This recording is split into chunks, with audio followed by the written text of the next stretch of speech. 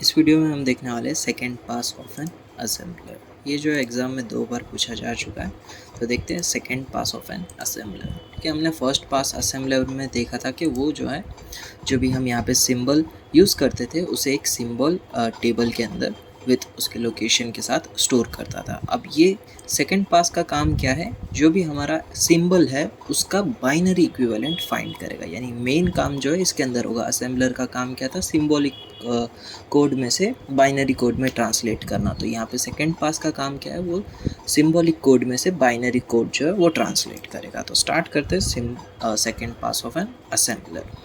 ठीक है, तो यहाँ पे हमारा पहले तो लोकेशन काउंटर जो वो हम 0 रखेंगे।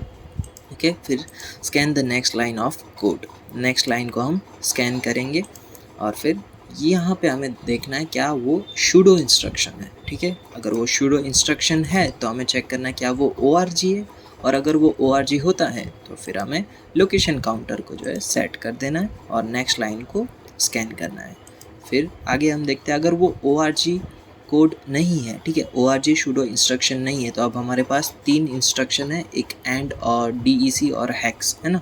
तो अब देखते हैं एंड के लिए, अगर वो एंड है तो हमें क्या कर देना है, वहीं पर हमारा जो ट्रांसलेशन है वहीं पर ख़त्म कर देना है। यानी जो भी हमारा ट्रांसलेशन की प्रोसेस है वहीं पर ख़त्म हो जाएगी, यानी डन हो जाएगी। और अगर वो एंड नहीं होता है तो मतलब वो क्या होगा, DEC या फिर हैक्स, है ना। तो अब हम क्या करेंगे, जो भी ऑपरेंड है उसको बाइनरी में कन्वर्ट करके लोकेशन काउंटर जो लोकेशन देगा वहाँ पर हम स्टोर कर देंगे और फिर लोकेशन काउंटर को हम इंक्रीमेंट करके फिर नेक्स्ट लाइन को हम स्कैन करेंगे। ठीक है, अब यहाँ पे शूडो इंस्ट्रक्शन पे आ जाते हैं। वो अगर शूडो इंस्ट्रक्शन नहीं है तो हम क्या चेक करेंगे, क्या वो MRI है। MRI यानी क्या, मेमोरी रेफरेंस इंस्ट्रक्शन। ठीक है, तो अगर वो मेमोरी रेफरेंस इंस्ट्रक्शन है तो हमें पहले ऑपरेशन कोड को हासिल करना पड़ेगा और जो भी ऑपरेशन कोड आएगा उसे हम 2 से लेके 4th बीट के ऊपर सेट कर देंगे। ठीक है, अब यहाँ पे क्या हो रहा है, search address symbol table for binary equivalent of symbolic address and set bits 5 to 16।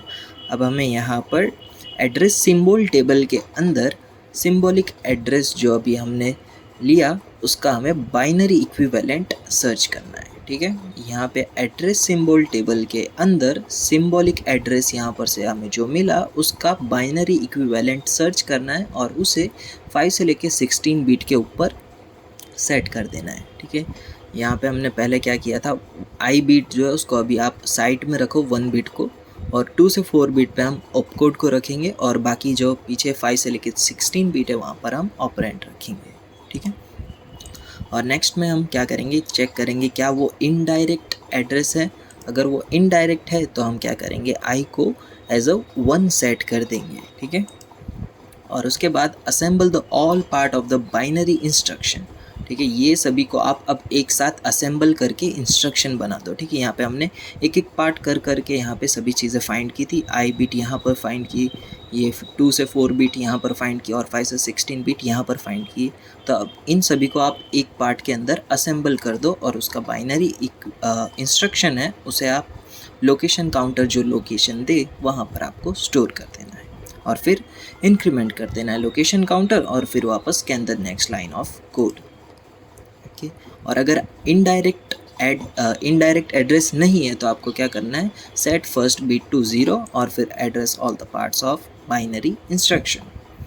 Okay, अब आते हैं MRI पे, और अगर वो MRI नहीं है यानी मेमोरी रेफरेंस इंस्ट्रक्शन नहीं है तो फिर वो क्या होगा, वैलिड नॉन MRI। वैलिड का मतलब क्या होगा, या तो फिर वो रजिस्टर रेफरेंस इंस्ट्रक्शन है या फिर इनपुट आउटपुट इंस्ट्रक्शन है। ठीक है, अगर वो वैलिड नॉन MRI इंस्ट्रक्शन होता है तो हमें क्या करना है, store the binary equivalent of instruction in location given by LC। तो इसका जो भी बाइनरी इक्विवेलेंट होगा इंस्ट्रक्शन का उसे जो भी लोकेशन काउंटर लोकेशन देगा वहाँ पर हमें स्टोर कर देना है। क्यों, क्योंकि यहाँ पर ये रजिस्टर रेफरेंस इंस्ट्रक्शन और इनपुट आउटपुट इंस्ट्रक्शन के अंदर हमारा जो भी ऑपरेंड है वो फिक्स रहता है। ठीक है, हमने आगे के 4 बिट्स देखे तो वो फिक्स रहते हैं, इसके लिए यहाँ पे हम सीधा उसका बाइनरी इक्विवेलेंट है वो स्टोर कर देंगे एट द लोकेशन और फिर इंक्रीमेंट कर देंगे लोकेशन काउंटर को।